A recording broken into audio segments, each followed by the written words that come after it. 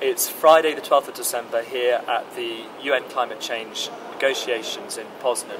We're in the main plenary where Al Gore made an inspirational speech only a few hours ago. I'm joined by Savio Carvalho, who represented Oxfam just a few minutes ago in the Climate Action Network summary press conference. And we're going to ask Savio a few questions just to find out what the mood was within that press conference. So Savio, how would you describe the mood? I think we did the press conference with several other agencies from the CAN network, and I think the mood was, there was both disappointment and hope. Disappointment around things like there's hardly any money put for adaptation from rich countries. They haven't really met up to their obligations.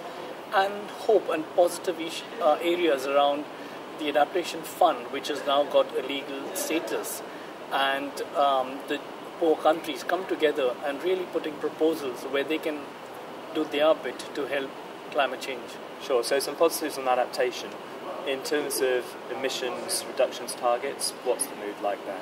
We haven't achieved much on emission reduction targets, and that's worrying because that's so central to climate change, and something has to be done on that. Yeah, absolutely. We issued a public message earlier from Oxfam, which was delay kills, which is obviously very strong. Do we still have hope that we can achieve a fair and effective deal in the next 12 months, which needs to be signed by Copenhagen?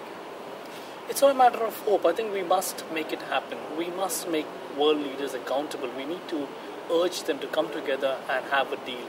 And we'll have to mobilize people from across the world to put pressure on their leaders so that in the next 12 months we can work towards a deal. There's no luxury here. So Oxfam's campaigning and the campaigning of other agencies in terms of increasing public pressure to influence world leaders becomes more and more important over the next 12 months. Indeed, Oxfam will have to work with others, collaborate with other agencies, and have a campaign where we collaborate and build pressure from below, and that is important. Okay, thanks, Savio.